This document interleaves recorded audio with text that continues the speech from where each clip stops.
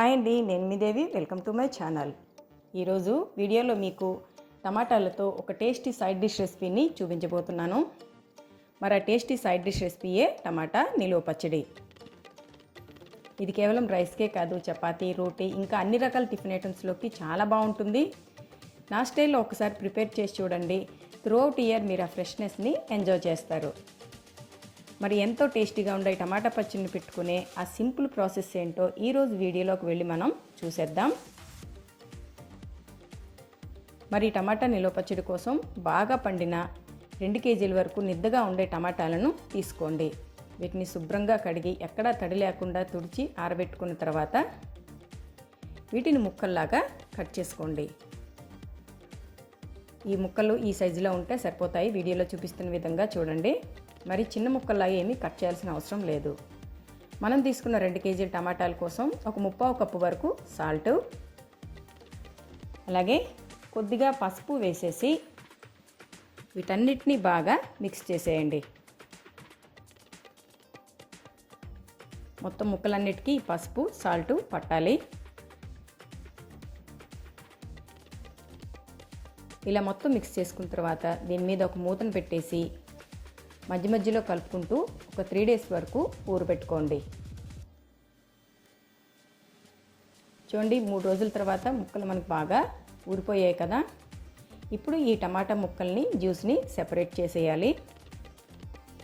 ఇలా ఒక పళ్ళాన్ని తీసుకొని దాని మీద ఒక ప్లాస్టిక్ పేపర్ని అడ్జస్ట్ చేసుకోండి. మనం డైరెక్ట్గా పళ్ళెం మీదే టమాటా ముక్కలు వేసేస్తే మనకి స్టీల్ పళ్ళెం మరకల్లాగా అయిపోతుంది. అందుకే ఇలాగ ఒక పేపర్ని అడ్జస్ట్ చేసుకొని దాని మీద టమాటా ముక్కల్ని వేసుకోవాలి.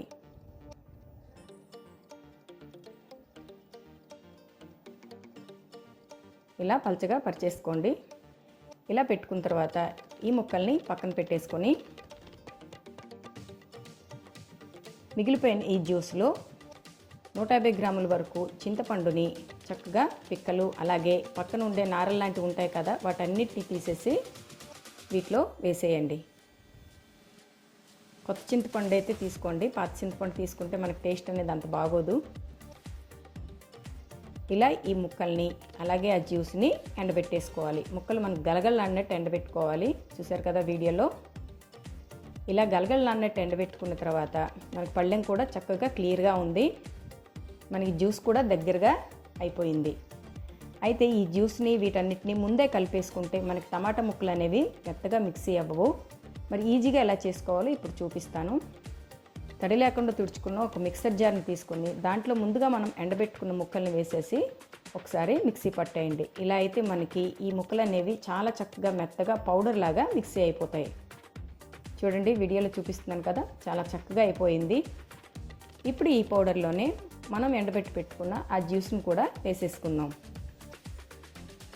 ఇలా అయితే మనకి ఈ రెండింటిని మిక్స్ చేసుకోవడం చాలా ఈజీ అవుతుంది.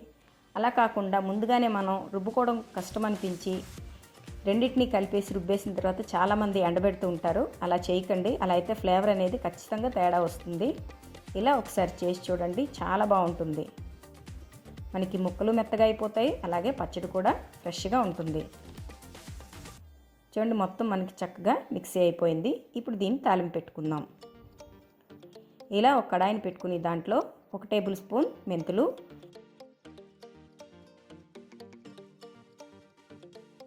2 టేబుల్ స్పూన్ల ఆవాలు వేసేసి ఈ ఆవాలు మెంతులు చక్కగా వేగి మంచి ఫ్లేవర్ వస్తున్నప్పుడు స్టవ్ ఆఫ్ చేసేసుకోవాలి. పౌడర్ లాగా ప్రిపేర్ చేసుకోండి. ఇప్పుడు స్టవ్ మీద 1 కప్పు ఆయిల్ని వేడి చేసి దాంట్లో మినప్పప్పు, ఆవాలు, కొద్దిగా మెంతుల్ని వేసేసి ఇవన్నీ చక్కగా ఫ్రై అయిపోయి మంచి ఫ్లేవర్ వచ్చేంత వరకు ఫ్రై చేసేసుకోవాలి. ఈ పప్పులన్నీ కలర్ మారి చక్కగా ఫ్లేవర్ వస్తున్నప్పుడు ఇందులోనే మనం కట్ చేసి పెట్టుకున్న ఎండుమిర్చి అలాగే ఫ్లేవర్ కోసం ఇంగువ వేసేసి మరొకసారి బాగా మిక్స్ చేసేయండి. ఇలా మిక్స్ చేసేసిన తర్వాత పొట్టు వలిచి పెట్టుకున్న వెల్లుల్లి రెబ్బలు అలాగే కడిగి తుడిచి ఆరబెట్టుకున్న పచ్చి కరివేపాకును వేసేసి ఒకసారి బాగా కలిపేయండి.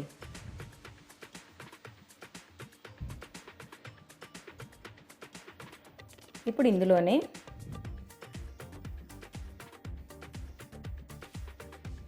మనం రుబ్బి పెట్టుకున్న ఈ టమాటా పచ్చడిని యాడ్ చేయండి.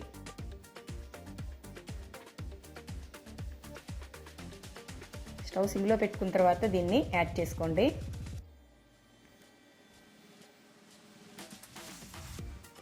ఇలా పూర్తిగా యాడ్ చేసుకున్న తర్వాత స్టవ్ ఆపేయండి. దీంట్లో మనం ఆయిల్లో మనం పచ్చడిని ఫ్రై చేయాల్సిన అవసరం ఏం లేదు. ఇలా మొత్తం ఒకసారి బాగా కలిపేసుకోండి. ఇది కొంచెం చల్లారిన తర్వాత మాత్రమే మనం కారాన్ని యాడ్ చేసుకుందాం. ఆయిల్ చల్లారకుండా కారం వేస్తే కారం అనేది మాడిపోయి మనకి కలర్ చేంజ్ అయిపోతుంది. చూడండి, చుట్టూ బబుల్స్ అన్నీ ఆగిపోయిన తర్వాత మనం తీసుకున్న 2 కేజీల టమాటా పళ్ళు కోసం ఒక 1/2 కప్పు వరకు కారం, అలాగే మనం ప్రిపేర్ చేసి పెట్టుకున్న మెంతిపొడిలోంచి 1.5 టేబుల్ స్పూన్ల మెంతి పౌడర్ని వేసేసి ఒకసారి బాగా అన్నిటిని మిక్స్ చేసేయండి. ఈ కారం అయితే పర్ఫెక్ట్గా మనకి సరిపోతుంది. ఇలా మొత్తం మిక్స్ చేసిన తర్వాత ఒకసారి సాల్ట్ చెక్ చేసుకుని అవసరమైతే అడ్జస్ట్ చేసుకోండి. ఇది పూర్తిగా చల్లారిన తర్వాతే మనం బాటిల్లోకి కానీ లేదా ప్లాస్టిక్ బాక్స్లోకి కానీ తీసుకోవాలి. ఇది చల్లారిపోయింది కదా, ఇప్పుడు మనం దీన్ని గ్లాస్ జార్లోకి యాడ్ చేసేసుకుందాం. అంతే, ఇలా గ్లాస్ జార్లోకి యాడ్ చేసుకుని సర్వ్ చేసుకుని ఒక బౌల్లో తీసుకుంటే మనకి ఎంతో టేస్టీగా ఉండే టమాటా పచ్చడి రెడీ అయిపోయింది.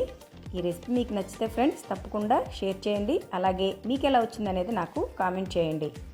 Thank you for watching.